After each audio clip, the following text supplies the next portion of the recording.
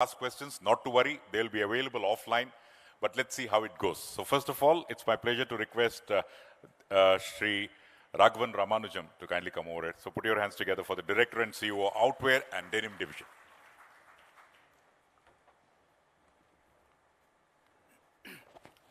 Good afternoon to one and all. Welcome to the Global Investors Meet Karnataka. I think it's the 8th, 9th or 10th edition. My name is Raghavan. I represent a company called Shahi Exports Private Limited. Shahi Exports, is not in the public space, so most of you may not know about this company. But I'll speak a little bit about the company and then talk you through the events which led us through COVID, COVID-1, COVID-2, and post-COVID. So we are in the business of apparel manufacturing, apparel as in clothes, as most of you would know. We manufacture and ship to some of the largest brands in the world. When I say largest brands, it includes some of the best brands right from Japan all the way to United States of America. What is in garment manufacturing?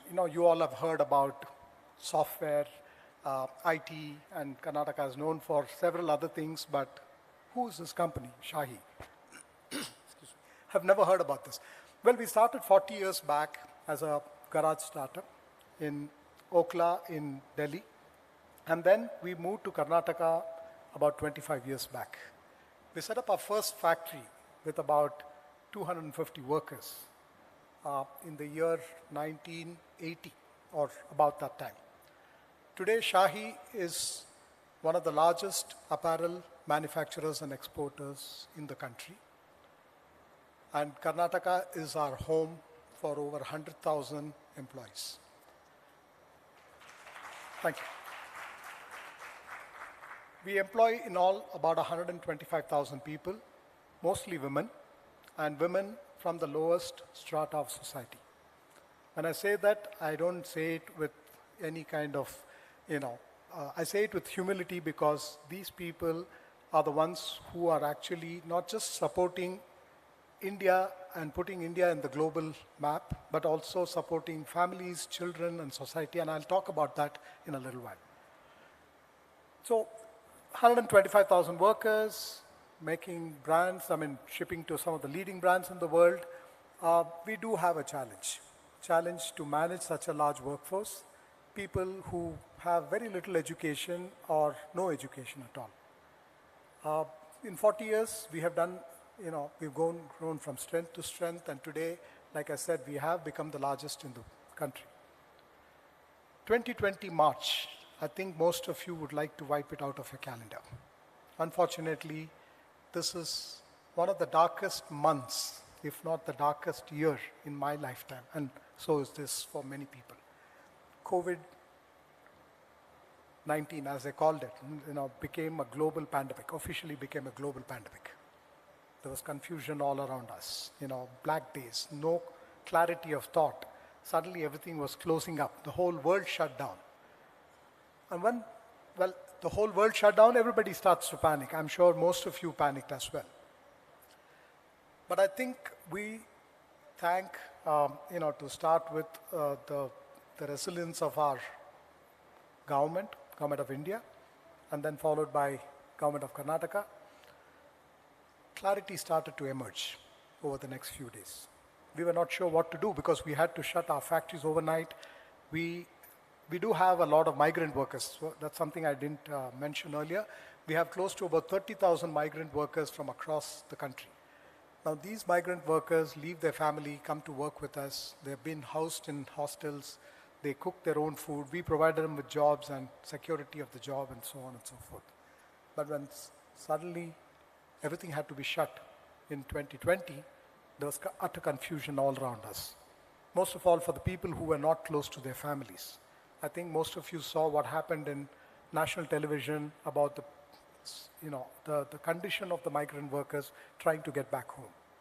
Fortunately, Shahi had a plan in place. Of course, first few days we were confused, but then when thoughts started to become a little more clear, we put a plan in place to say that first let's protect our migrant workers.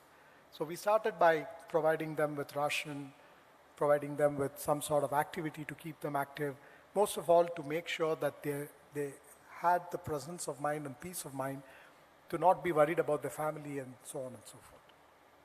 Once we put that in place, we reached out to all our workers, thanks to social media, thanks to WhatsApp, SMS. We got to every individual worker through our HR network, and I must say they did a commendable job in reaching out to almost every worker. When I say every worker, we just don't employ workers in Bangalore. We have factories across Karnataka, across India. But like I said at the very beginning, Karnataka is the largest. We have about 100,000 workers with 50 factories, close to 50 factories. So we reached out to every worker telling them what is going on, in terms of lockdown, in terms of what to expect, because most of these workers were worried about their salary, right? They don't come to work, they don't get paid. They don't get paid, they don't have food. So it's a very difficult situation for them. I think fortunately, we reached out to them and told them that, hey, listen, you don't have to worry about your jobs are secure. We are working on multiple plans. We are engaging with the government to see how to bring you back to work very quickly. Around the same time, under the direction of our Honorable Prime Minister and Textile Ministry, we were chosen, one of the few factories who were chosen to make PPE, personal protection equipment. You must have seen in the television people wearing this white robes, fully covered, which is supposed to meet a certain standard to keep the virus off your body. So we were chosen, we were one of the few companies, in fact the first company, if I remember, chosen to do this. Now how do you deliver? And then the mandate was quite large because they wanted close to 1 million PPEs delivered within days because the virus was spreading very fast, people were getting infected, and the government of India was really concerned. Now we had to get people back to the factory to make things happen, right? You can't just sit at home. We are not a software company that you can remotely log in and do things, write a code, or so on and so forth. So we had to physically bring people back into our factories, which was a huge challenge.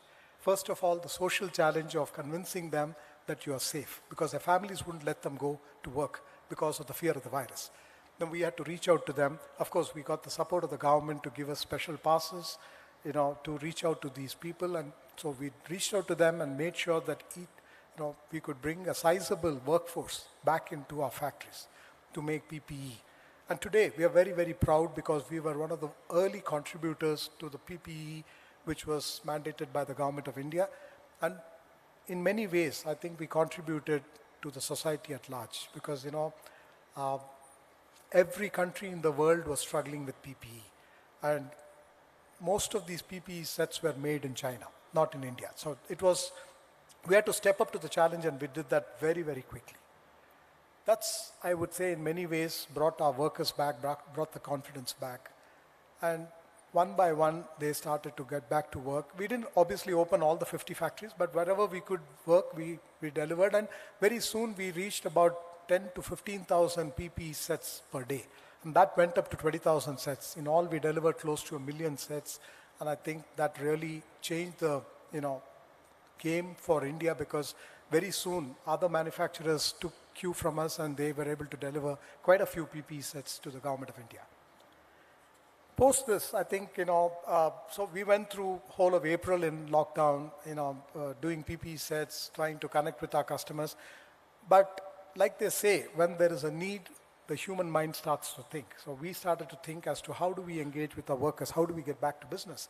Unfortunately for us, I think about the same time, Zoom as a media opened up. Prior to that, we had to go through a VC or a WhatsApp video call or a FaceTime and so on. But Zoom was a blessing for us. I must acknowledge the fact that Zoom really changed our lives. So we could very quickly get back into huddles, started connecting with our teams, connecting with our customers. And when clarity started to emerge, they started to kind of understand what is in store for everybody. Because when COVID struck, the whole world came to a standstill. Everything was shut. Obviously, there was huge merchandise getting piled up in ports, in the stores, warehouses, in the stores. So nobody had a clue as to what to do with this. So, like I said, when clarity started to emerge. People started to get a very clear understanding of how to deal with this pandemic. So one by one, I think, our customers started to engage with us. We started to, kind of make a plan. Obviously, they had to get the goods, so we had to get our workforce back in time whenever the country opened up. So in the early April, I think in May, around 4th or 5th of May 2020, I think the Government of India by then had a plan in place.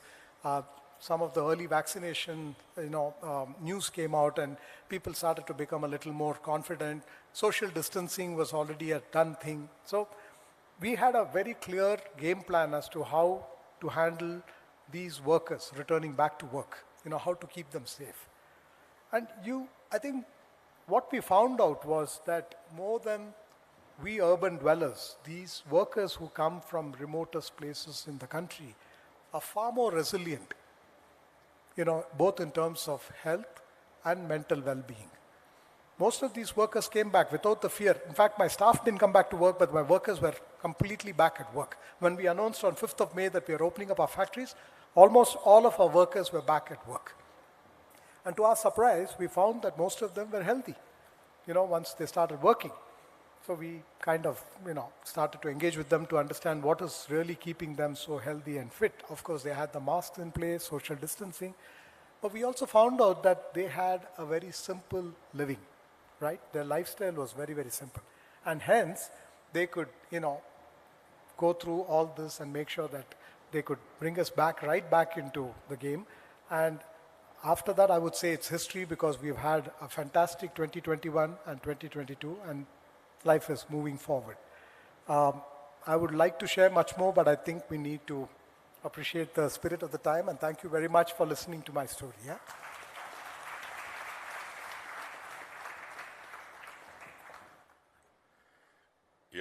With sincere request to all the esteemed speakers, I think we'll stick on to around 10 to 11 minutes so that audience are very eager to ask a few questions. I would now request the CEO and MD of Dynamatic Technologies, Dr. Udayant Malhoutra, for his share for the next 10 minutes. Thank you.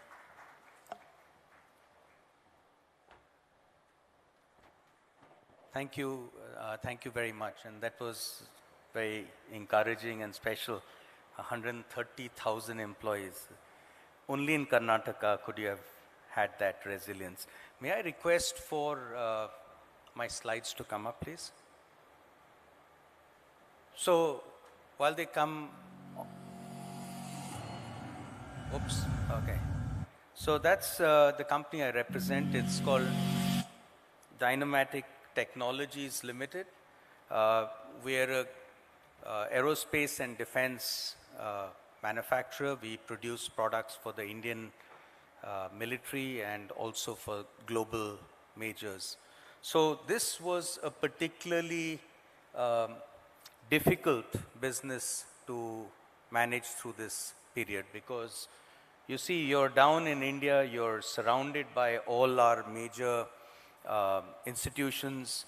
You have a incredible runway for growth of globalization, and suddenly you're hit with this pandemic. But you see, our business itself, being in Bangalore, is very digital, which you can run during a lockdown digitally. But when you talk about manufacturing products, you need to have thousands of the workers visiting and being on the shop floor and managing it. More importantly, internationally, we're a sole supplier to Boeing and Bell Helicopter, Airbus, and there was a great risk that if we shut down, we would shut down these global lines. These were international industries that were protected in their countries as critical and essential infrastructure. So I'll just show you a small video which shows you the kind of work that's done. So every single Airbus made is made with these flap rack beam assemblies produced in Bangalore.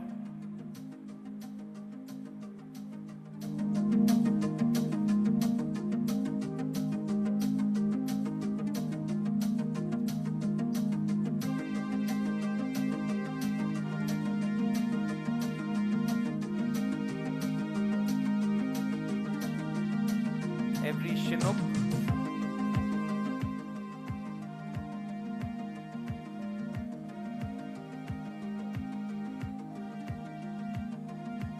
All the P8s.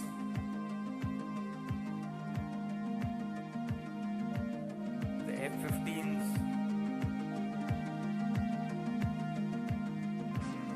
All the Bell 407 helicopters in the world, the entire cabin, the whole fuselage is made in Bangalore.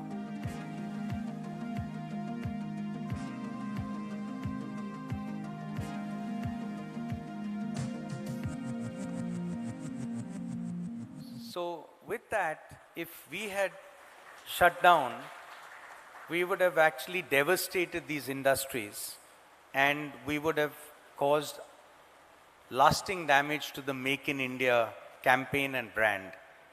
And this is really where we're very fortunate to be in Bangalore, where you have such a collaborative, approach between business, between industry and between academia. So in fact, I'd like to recognize Srimati Gunjan Krishna, who's sitting in the first row, our industries commissioner. Ma'am, thank you very much. You see her with us in the Indian Institute of Science. This is a week before the lockdown. So we were with Professor Utpal Tatu, who's the most celebrated scientist in India on coronaviruses, trying to understand what could be mitigations and how we could test for these things. And then on the 25th, there was a lockdown. So as Louis Pasteur said, chance favors the prepared mind. On the 1st of April itself, the government of Karnataka, ma'am, thank you very much for your entire advocacy, but the entire government machinery moved and we had approval to open all defense and manufacturing of aerospace products as an essential service.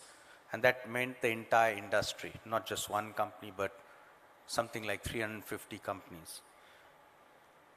And what we promised was that we would have safety. So we developed these protocols with the Indian Institute of Science so that we could run during the COVID period. And a lot of what was being shared by the government of India, they were actually getting data, real life data from our facilities and companies like ours. We set up COVID testing with RT-PCR from March itself. And then we went out and we vaccinated the entire supply chain, something like 16,000 people, because it was not just the workforce in our company and the supply chain, but also their families. You have to remember 2 years ago, we were also paranoid. So a lot of the paranoia exists in the mind. We sterilized all incoming and all outgoing materials. So even our customers were happy that they were getting completely sanitized products. And we used all kinds of things, HEPA filters in our factories, UV lights, plasma cluster technology for the air, and of course you had a protected workforce. Very recently, Airbus instituted its first Global Sustainability Award, which is now an annual award. Last year we won the first Global Sustainability Award for this work. And again, this couldn't have been a company, it was the entire ecosystem here. With this, Boeing also spotlighted us as their most resilient supplier. So one has 12,000 suppliers, one has 11,000 suppliers across the world. And an Indian company out of Bangalore suddenly spotlighted. And I'm just trying to say, immediately thereafter, we got new orders. This is the first emergency escape hatch that will be built, and we'll start delivery as a sole supplier for the new A220 from March this year. From Boeing, we won the center section of the F-15EX. So, you know, this kind of good behavior, the good performance that the entire ecosystem of Bangalore. Remember, when we supply, we have about 200 SMEs behind us, that has been recognized.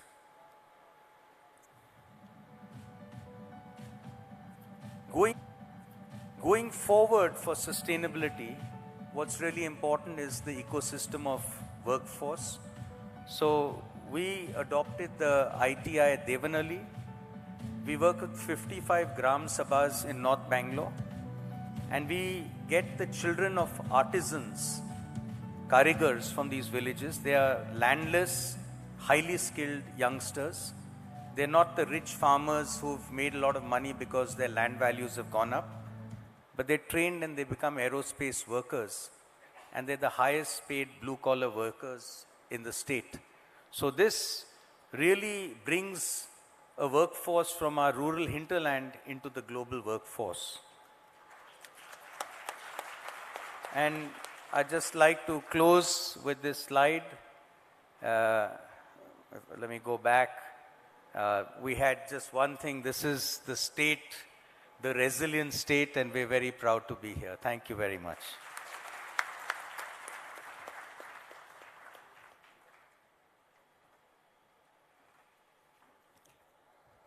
Karnataka Apara Avakashagala Rajya. That was the last one, a land of great opportunities.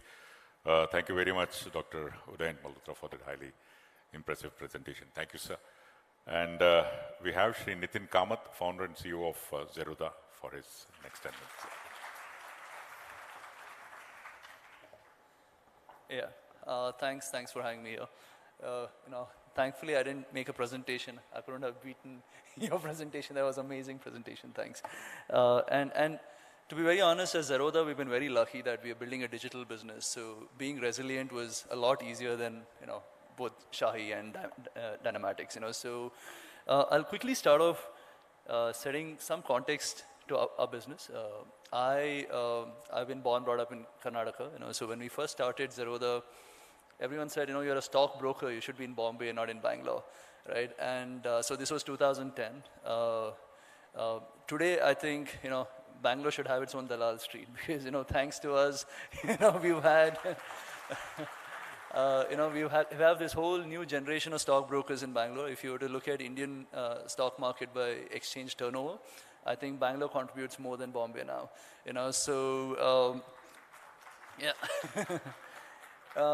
So firstly, I think when I look back at the journey of the business, Bangalore has been like really a key component, key reason for the success of the business, especially mainly because of the talent.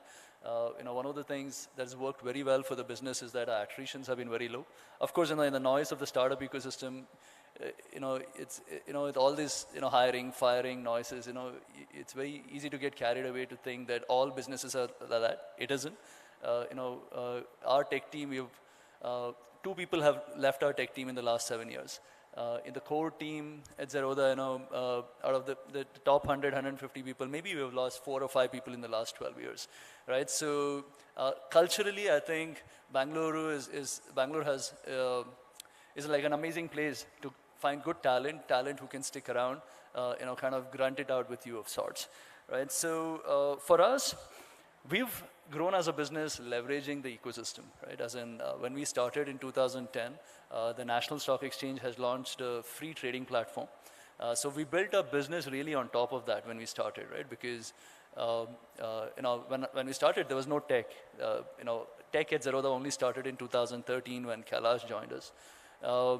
So we firstly leverage on National Stock Exchange, trading platform. Our tipping point in our business was really 2016 when you could use Aadhaar for online onboarding, right? Because if you wanted to open a customer's account, it used to be a 40-page document, which used to take, like 14, 15 days.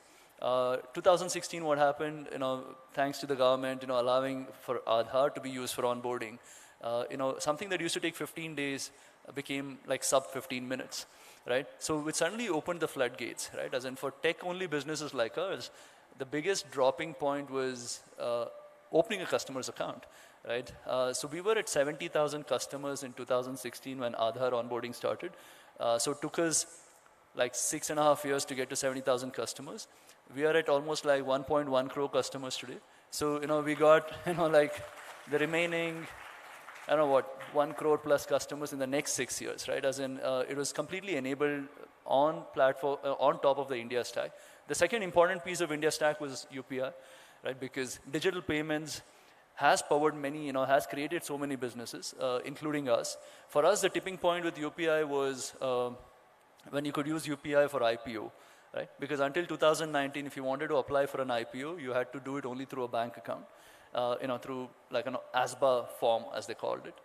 So 2019 is when, you could now use UPI for it, right? So suddenly that was another tipping point in the business. So, if I look back at this journey, I think, apart from, the Bangalore ecosystem, we've leveraged and built the business on top of the India stack.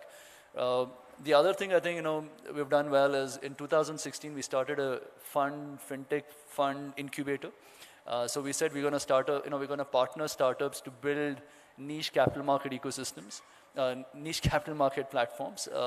So 2016, we started Rainmatter. So Rainmatter has, today 25 businesses as part of the portfolio. So all these businesses who are building platforms for making life easier for people investing and trading in the market. So there are these 25 businesses, which are, again, most of them are out of Bangalore. So which is, again, something that I'm supremely proud of. So coming back to COVID, so when COVID happened, last week of March 2020, I sent an email to our team saying, it's time to go into a monk mode, because the next 1-2 years is going to be like supremely hard.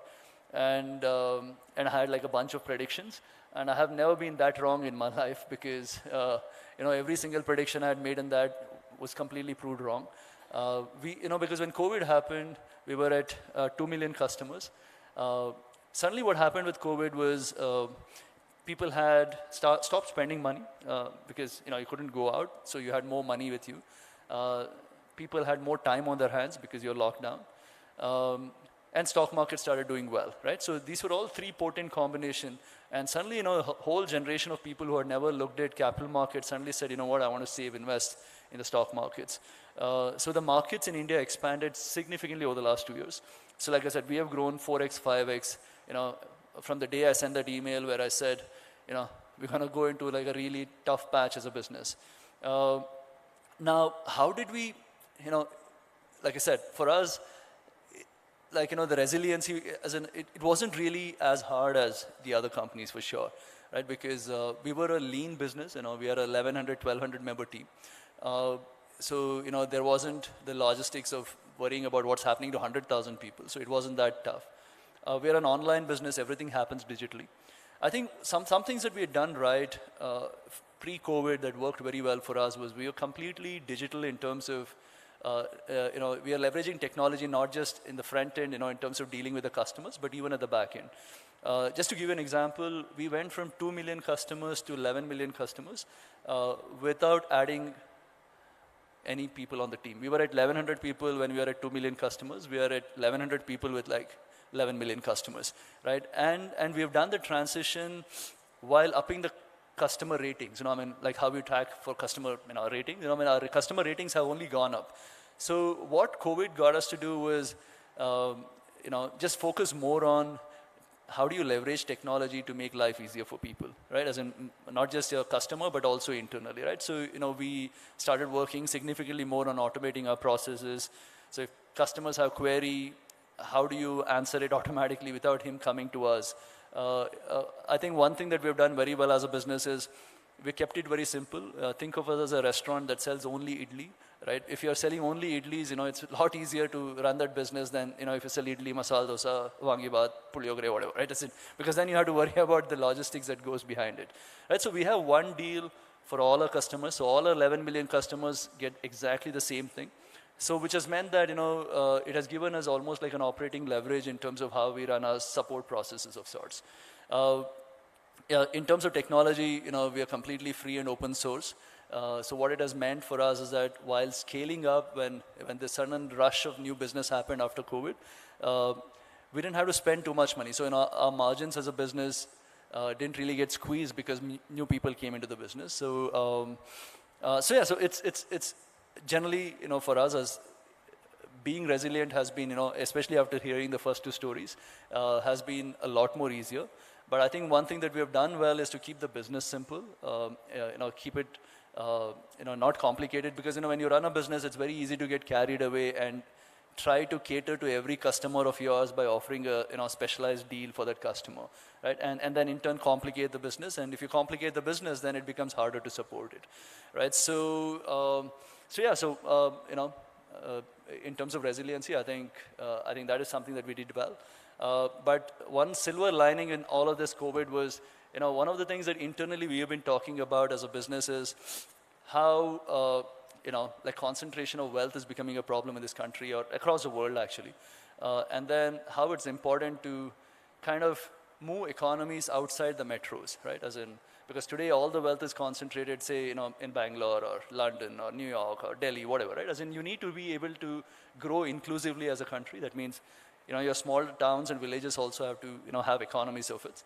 So the first thing, we experimented when we went work from home is that can we really be permanent work from home, right? So can we nudge our team members to actually move out of large cities so that way you declutter the big cities, kind of move to smaller cities, and can you kind of help build the economies there? So out of the 1,100 people that work at Zerodha, almost like 800 people today work from home, and they work from smaller towns and cities. I don't think it's possible for every business to do it. But in our business, in a tech-first kind of a business where it's possible, I think the onus on businesses like us should be to move people away from large cities, right? Because otherwise the large cities will keep choking and eventually it'll break at some point of time, right? Our team members have a much better quality of life now. So I think the best outcome of all of this, silver lining out of the last 2 years is that today most of our team kind of works out of Belgaum and Mysore. And then of course Bangalore also we have a team. This is for people building businesses. I think we should think of India outside the bubble of the metros and see if we can actually help kind of contribute to those economies as well. Then we can as a country grow inclusively. So thanks for having me here.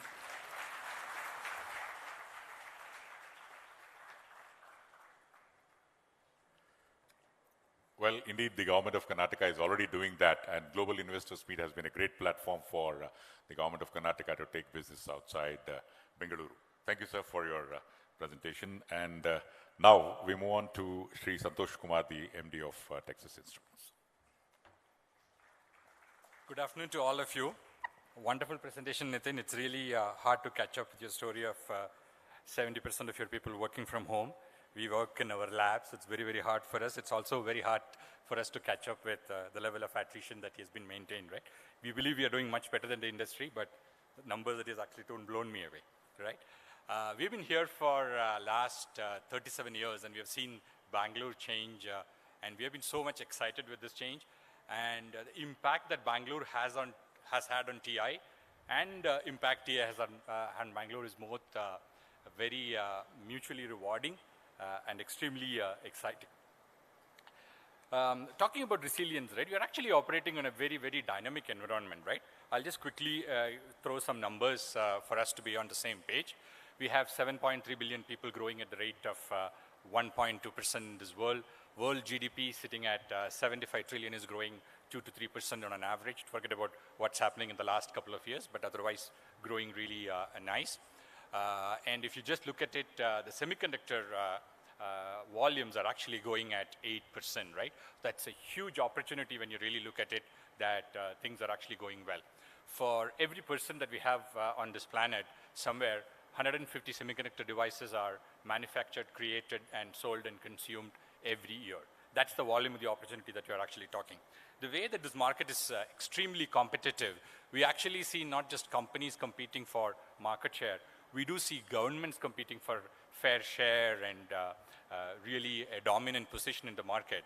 And you can actually see government also doing a lot of investments all over for being self-reliant, right? Our story cannot be really complete without really going and mentioning the role that government of Karnataka has played for us right from the beginning. right? It's a huge impact that they've had. Any kind of an opportunity or a problem that we have actually worked with, they don't really look at who is presenting the problem. They actually look at what is the value of the problem that they're bringing in. They have been able to solve. Big thank you for you, ma'am, and a lot of other people in the room who has actually helped us in this journey all along. You all would have seen really the picture of a bullock cart that somebody would have been taken a picture 37 years back, where they carried the satellite dish for Texas Instruments moving to our first building office, right? That's kind of a iconic picture. From that time, where we started with under 20, 30 people working on supporting a tool for the software, we have actually come a long way, right? We've released several wonderful products, including 77 gigahertz first radar. First chip, integrated chip, came from India, which enabled under 1,000 rupees cell phone that was available a long time back over here. The first 5G chip that we made right from here was first deployed in the worldwide first deployment of the 5G network, right? And the kind of ultrasound work and the X-rays that we really do are world class, with some of our customers sitting on the rise itself using it extremely well, right? So we are very proud of the journey, right? We could even say that in the COVID times, the first 100 bed that we could actually launch for government of Karnataka in 45 days is just make us really proud of what we can actually do from here, right? There is a lot of things for us to really learn about how we have really come on this journey for in such a short period of time. I do think that the kind of work that we have done, we've changed the position of India, at least in front of our customers, in front of our shareholders and stakeholders in the company, of India being a support or an assist kind of an operation to really a leadership position, what we can really come with it, right? 40% of TI's products come out of India today, right? And we actually measure ourselves with very different metrics, and we'll talk about it in a minute, compared to any other engineering operations really look at it, right? And we are extremely proud of that journey of how we have transitioned ourselves. I think if you just look at our story, right, we have actually moved from a dependent organization to an independent organization and evolved ourselves into an interdependent organization, right? The way that we have built ourselves when we went through an exit from the wireless business, where we had 35% of our talent working on it, which is a huge business for us, how we have shaped that further, how we have actually gone ahead and reskilled and even repositioned our value proposition during the time I'm talking about in the last 10 years, really give a lot of strength for us to see how we can look at this in the moving world. I would actually capture our journey under 3 pillars, right? The first pillar for us is the strategy pillar.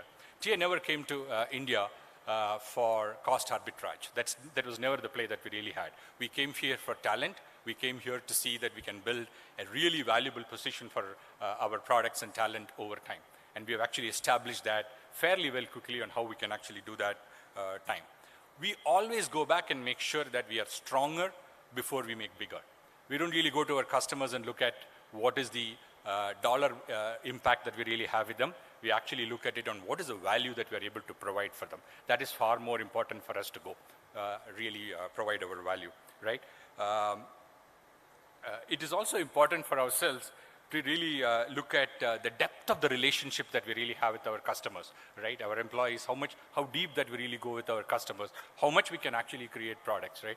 We are extremely proud to go back and say that the domain of the business that we work on, which is a product that we should really work on from here? How do we really pick the product? We have trained our teams to really operate really as the owners of the company rather than loyal employees. That's the kind of value that we have actually shared with our people. They go back and take a decision. If I have the next $1 million to invest, which is a market I should really go? What kind of products I should really do? How do I build? Where do I hire the people and all of that? Several of those decisions that we actually do today are done by people in our team. And we have actually changed the metrics of execution for us. We don't really go back and look at it to say that, are we on time? Did we really deliver the product on time? All of those are important, but we look at it on, for every $1 million that we have actually invested, what is the return on investment? I'm not really talking about business people doing it. I'm talking about engineers in our shop going and finding it out, and did we really provide financial value with the money that we have actually taken from our shareholders, right? So that's a kind of strategy that we have actually operated, which has absolutely worked for us. The second important pillar for us is the pillar of execution.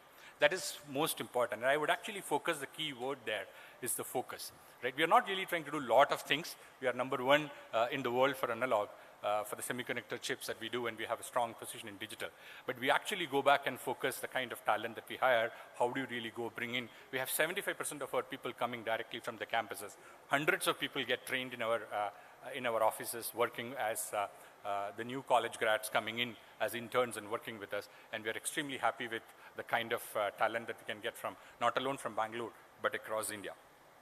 I think we will also go back and look at it that the continuous improvements in the process and methods that we really have in creating the hardware and the software play a very, very important role for us to do, right? As a part of our execution, we also worked very closely with the startup ecosystem. We are very proud to say that several of the startups that we have here have got their first check from here. And we have never released the last check to them simply because we have not really brought them into the company. We want them to be successful as partners in the game.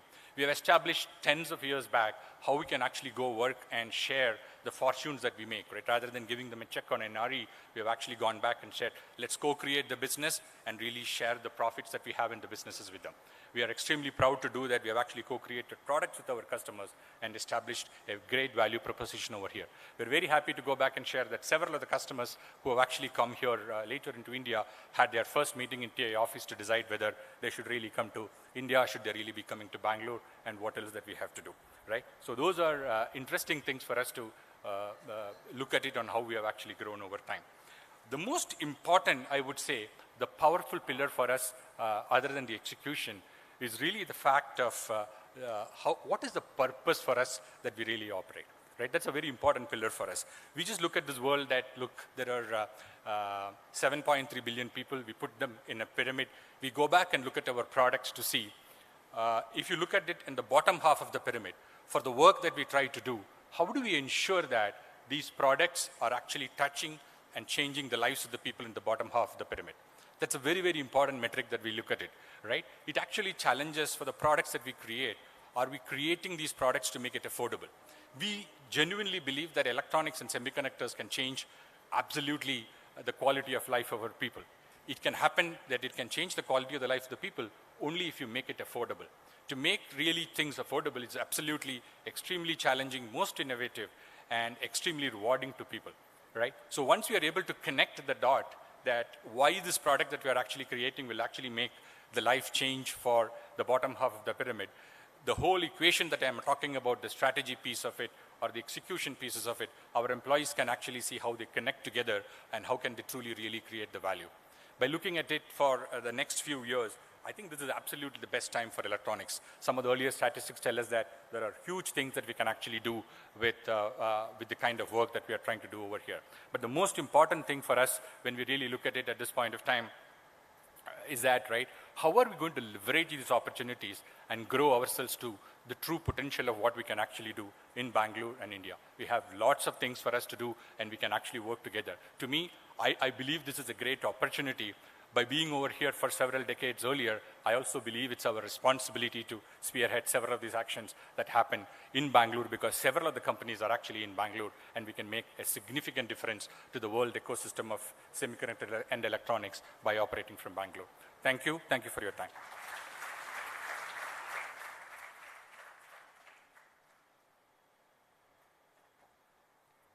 Thank you, sir. And we now have the final talk, Shri Alok Nanda, the CTO at GE.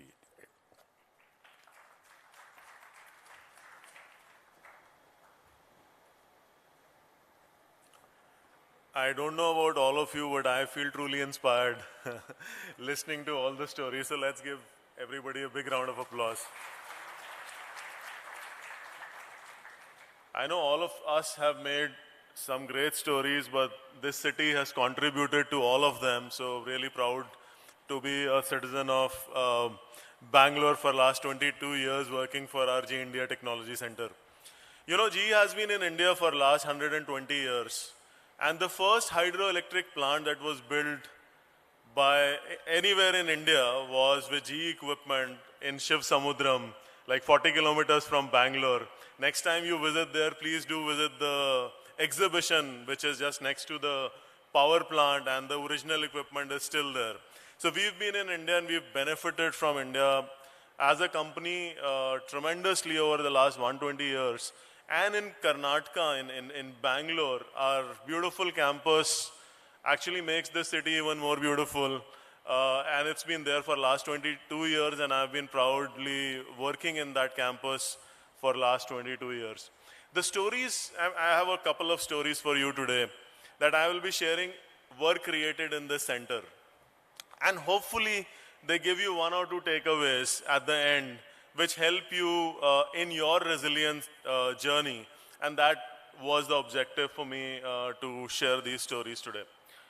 The first story, okay, this is around a product. Imagine a team going to the stakeholders and pitching to them the promise of India. Okay, 1.4 billion people, growing healthcare needs, big booming middle class, and everybody gets excited, okay, India is a land of opportunities. You turn the page and you get to the next page and you show your revenue, which is static, maybe a little bit declining. And you ask, okay, no, what happened? I mean, you have so many opportunities, why are you not able to sell? And the team telling, okay, but our product is not really suitable for Indian market. Most of the healthcare needs are unserved in tier 2, tier 3 cities. This is a product we are not able to sell. We need a new product. And you get laughed at that, okay, no, I mean, maybe you don't understand how a CT technology works. It's a niche technology. Now this, just hold on to that thought. What would that team feel? Think about yourself as being part of the team, or even more interesting if you want to make it, think of being as the leader of the team who was actually presenting to the stakeholders. Just hold on to that concept, okay, that situation. The second story that I will share with you is around people. So that first one was around product. Now this is 2017-18, and if some of you were following GE at that time, almost everything that was written in social media, in press about GE was bad. Okay, we were going through a tough time, going through a big leadership change, revenues are falling, stock prices falling, everybody's talking bad about the team. And we had this annual leadership meeting, we all got together of our center leadership. And the biggest feeling was of dejection. I mean, we did this survey, okay, how are you feeling? Because we wanted to know, okay, in this tough time, how are the leaders feeling who've been with GE for some time? And even for long timers like me and rest of my colleagues, the feeling was of dejection, frustration, anger, and more importantly, complete helplessness of, okay, what do I do now? Everybody's talking bad about us, and all the faces were dropping. And you know, when you are in a process of turnaround, you want the team to follow that. You cannot afford the leaders having this feeling. Now imagine yourself being part of that leadership team. If you want to make it more interesting, imagine you being me representing that leadership team. Okay? So these are the two stories. I'll tell you how the teams reacted, and hopefully that has some takeaways in terms of resilience for all of us. Going back to the product team. Now, a CT product, we're going to, I mean, we're not being that successful. We've constant market share, not a bad market share, but it's not growing. When there is so much unserved healthcare need in the country, with tier 2, tier 3 cities actually having to send patients to cities nearby, big cities nearby, to get a simple CT scan. Still not able to grow the business because we don't have a right product. And the people who actually made the CT product laughing us out and saying, okay, maybe you don't understand how this technology works. So what did the team do? The team could have very well had a victim's attitude, like sometimes we have, no, okay, people don't understand, okay, this is what it is. I mean, how do we really get the money to make a product? But the team did a different approach. The team went and talked to 250 plus doctors all across India, especially in the tier 2, tier 3 cities, to understand what is the gap. Why are they not actually going in for CT technology while they're sending their patients to big cities nearby? In addition to talking to the doctors, they went and visited the hospitals in tier 2, tier 3 cities and talked to the technicians, to the nurses, to the patients to understand what it is. We got a lot of data, but I'll share with you 3 nuggets of data that actually shaped this team. The first nugget that we got was that, okay, we would invest in CT if it came at the cost of X-ray. Okay, that was like a huge, because we were thinking, normally you think 10% cost reduction, 15% cost reduction. We were staring at 50% cost reduction. Then the second nugget, which was very useful for us, came from actually a technician who said, see, sir, your gantry is very narrow. I mean, you know, when you go to a city, if unfortunately you've gone to a city, but you probably would have seen an image, there is this round like hole in which the patient goes. It's very scary, right? Can you make it a little bigger? And in the same breath, that same technician said, but our rooms are very small. Can you make the overall CT smaller? Imagine you make the gantry bigger, but you make. So that was again a very interesting nugget for us. The third interesting nugget for us came from a hospital in Trichy. The doctor told us, I have a garage. I don't have any other place. If you can fit that CT in the garage, I'll buy it. The other option I have is if you can fit it on the 5th floor. But you know, your current weight of your equipment is not supported by the foundation that I had. Now we have to make a product where you can't compromise on quality, obviously, because health is the most important thing. Why you have a CT, and all these are the equipment. And now, our stakeholders not ready to really fund, because nobody really believes that you could do a product like that. Because you know who designed the CT are the stakeholders from whom we are saying maybe we can get a better CT for you. This team didn't give up, and to get the story short, now we've launched a CT which is called Revolution Aspire CT, which is 50% less weight, 30% better image quality with 40% less dosage. You know the dose, the rays that goes into our body, we reduce that by 40% while increasing the image quality by 30% and reduce the footprint of the CT while increasing by 70 centimeters the gantry, so that, I mean, people like me who are not the slimmest also don't feel threatened as they enter the room. And at the cost which is very close to the X-ray machine. You know, now, despite all this, what the doctors now said, now you design a machine and you get it ready. Now we need a 50% higher throughput. Because, you know, if I invest the money, I need to do more scans in a day. I mean, this is a typical Indian, like all of us go through that, okay, I want more out of it. And we had to prove this. Everything else we could prove in our lab. Now throughput you have to prove in this. Then what happened? COVID happened. And now you have to prove this in a lab. But you know what COVID, anybody who had COVID during, when we all learned how important oxygen is during that wave of COVID, had to go through a CT scan. You remember that?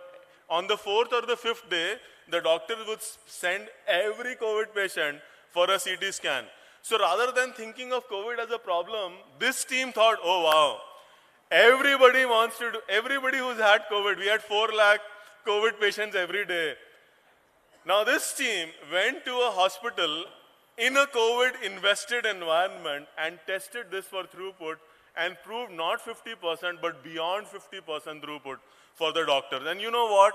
Today, each one of these teams, this product, we're landing 1 order every day.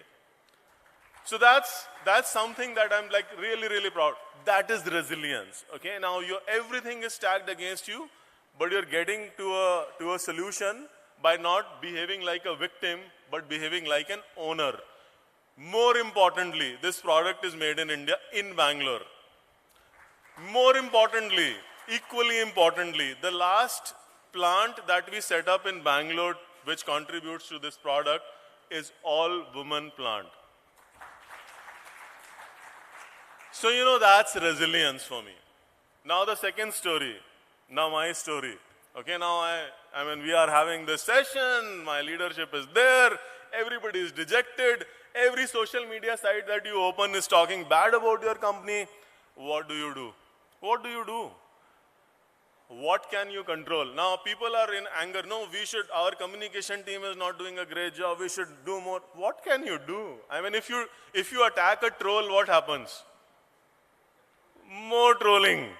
Okay, so rather than that, we changed track, and what we did, I mean, I've done so many things I have seen so many things in my career, but what our team ended up doing was something like really special for me. Because it moved people, okay, which is, I think, is more difficult thing than designing a product. What we said was that what we can't control, but what we can control and what do we know is who we are. Okay? We can't let somebody else control our emotions. And we did one thing which I remember that we said that, okay, all employees must believe how good we are because we are very good. We are going through a rough phase, we'll get over that, but the employees need to feel good about themselves. So for every team in our center, every team, we did something called a pride session. It was very simple. Everybody would get together for 1 hour and talk about things that they have delivered or done, which they are proud of. And when we started this, we were very nervous because we don't know. I mean, maybe people say, okay, get lost. I mean, this is not our problem. What are you talking about? Let's fix the company. I mean, what are you expecting from me to say? Maybe people won't speak. You know, most of the sessions could not be completed in 1 hour. Some of the sessions went up to 3 hours. People were crying and talking about how good they felt about themselves. And you know, it's amazing to see when people then realize how good they are and then turn around to say, okay, let the world speak what they want to speak. We know how good we are and we will turn this company around, which we've done over the last 3-4 years, and we're back on track and very happy about it. So these are the two big resilience stories I wanted to tell. We did several things in the second story. I know for the paucity of time, I'll leave you with 3 takeaways from me, which was learning for me. Maybe it helps you through this. One was, don't be a victim. I mean, we faced with a tough situation, we start behaving like victims. Positive framing of a context is important, and we can't really let constraints dominate us. Constraints enable us to think out of the box. The second thing is perseverance and grit. You know how many times we were asked to get lost? How many times we were asked to go back? How many times people said that, okay, this kind of a product is not even possible. This team not only did this product, but has 30 more similar products, either they're working on or they have already launched, so that we never get into the situation again where we have an unserved need, but we are not like being able to serve that. So those were the 2 stories that I wanted to tell you for resilience that I have experienced in the last few years, and hopefully this was useful for you. Thank you so much.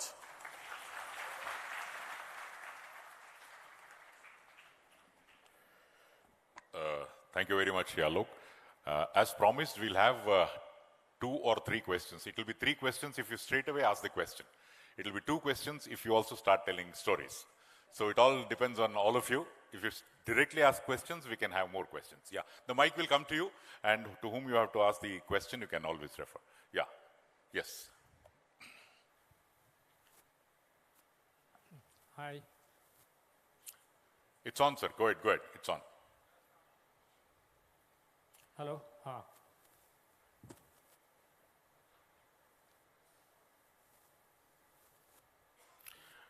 We welcome the Honorable Minister Shri Murugesh Nirani, sir. Ladies and gentlemen, let's welcome the Additional Chief Secretary Shri Ramanujam Reddy, sir. Welcome to you, sir. Yeah, straight away come to the question. Yes, this has been one of the most fascinating of all the sessions that I've attended, and each one of you have had a very good story. My question is, I have a lot of questions to each one of them, but I'll restrict, as you said, to one, and that is for Nithin. Congratulations to your success, which is amazing. It has changed the landscape of Indian stock market trading.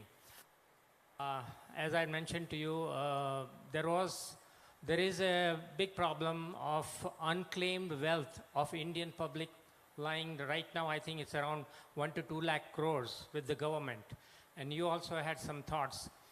Could you please share how and what can be done so that people get it back? Because the unclaimed wealth is coming from claimable wealth, which people are not able to claim. When you are alive, you cannot claim because of the kind of rules, regulations, and all kinds of things that are happening, or not happening rather.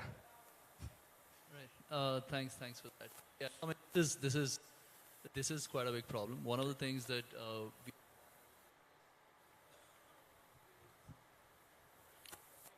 Yeah. yeah. It's on, sir. You speak. You go ahead. You can speak. So one of the things we've done as a business is see.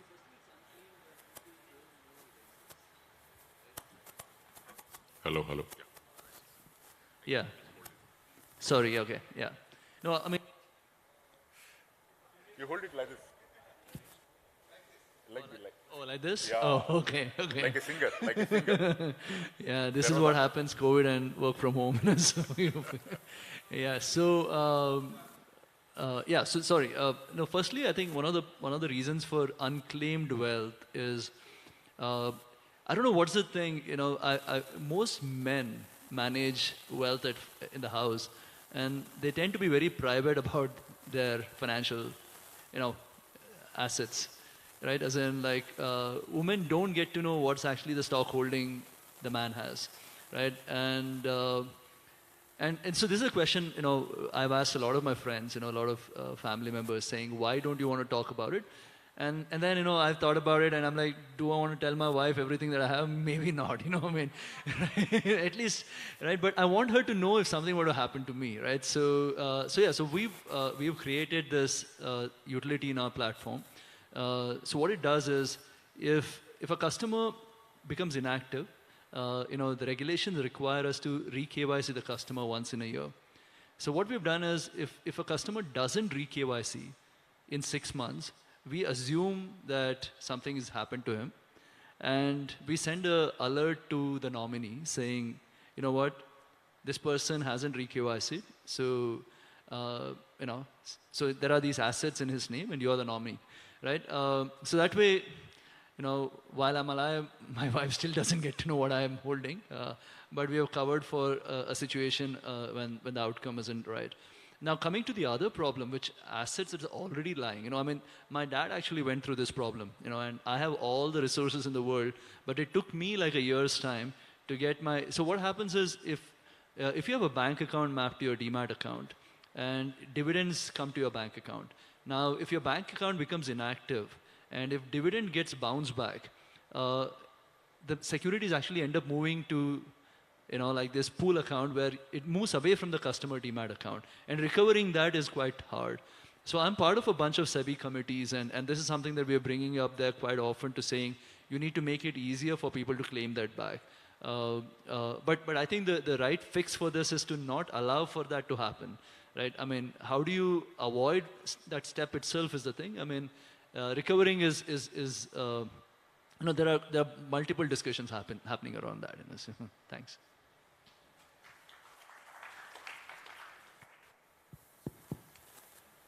Hi, good evening. My name is Sushant Shetty. I'm a mechanical engineer.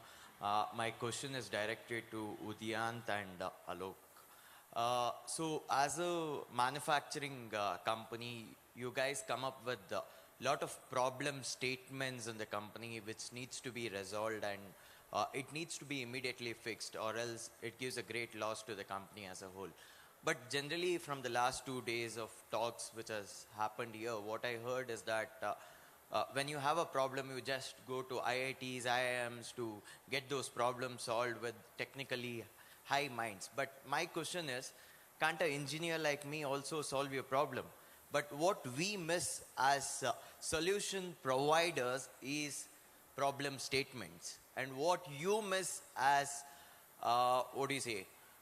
you need solutions, but you miss the people who are able to give you solutions in a better price. Maybe you go to IIT, IIMs, they charge you 10 lakhs to give you a solution. We as engineers could give you the same solution in 5 lakhs. I'm asking, why don't you think of a creative platform which can connect both of us?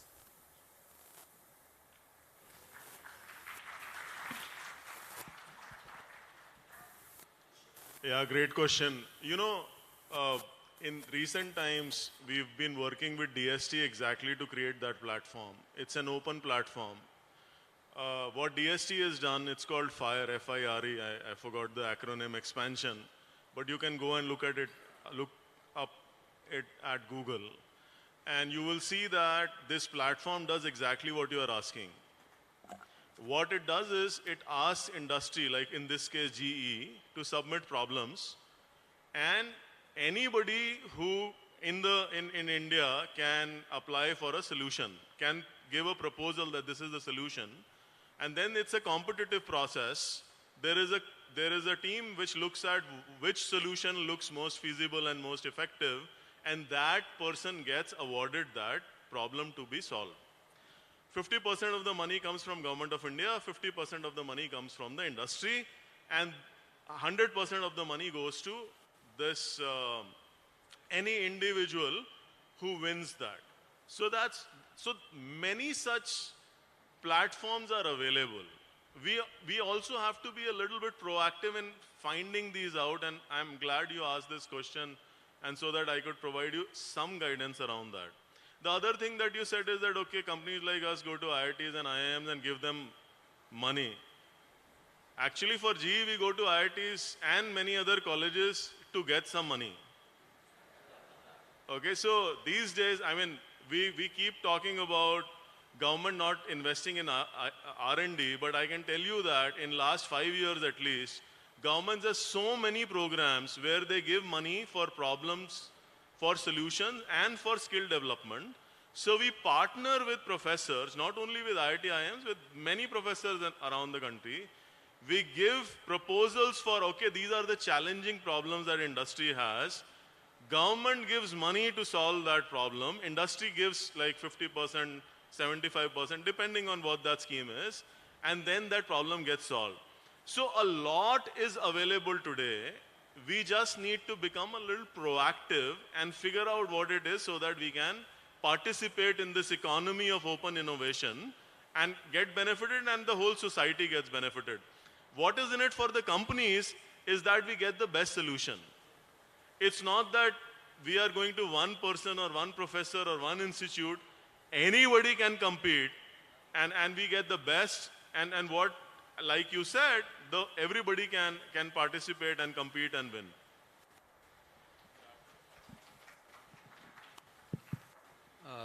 We don't go to any IITs or IIMs for our problem solving. They get solved by the engineers. Every third or fourth person in the company is an engineer. And I would say more than even the engineer, our workers are fully involved. We have cross-functional teams which include the workforce involved in the manufacturing, and we find incredible solutions from those people who are actually manufacturing and designing the products. Thank you. I think we are slightly running short of time because the valedictory is also there. The Honorable CM may come anytime. We can take questions offline. And before we leave the panelists, I would request the Honorable Minister to kindly come over and give away mementos. Yeah. Sir, Dynamatic mail bandu elrigu mementos kodbekagi vinanti. Please, others, don't get disappointed. The panelists will be there and you can ask questions offline in the interest of time, because you will have to have tea and then come for the valedictory. Okay, so we have taken care of that.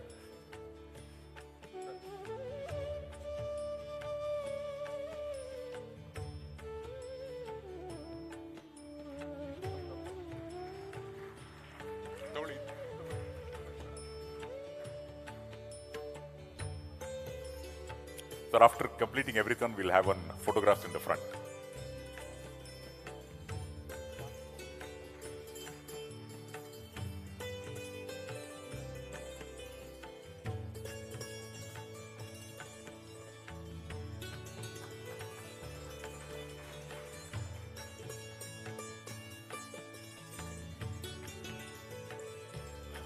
So, resilient Karnataka, indeed.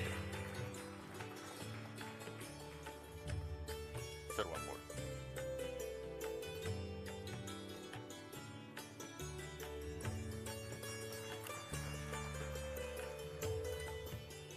Thank you, sir. I would request all of you to kindly come forward. I would request the ACS and the Commissioner also to kindly come forward for the photo. Sir, munde banbidi, sir.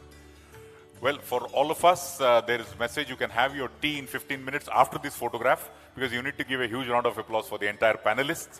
Please enjoy your tea and do join us at the plenary hall at exactly 3:45, so that the program unfolds 10 minutes after that. And the Honorable Chief Minister of Karnataka, Shri Basavaraj Bommai, will be there.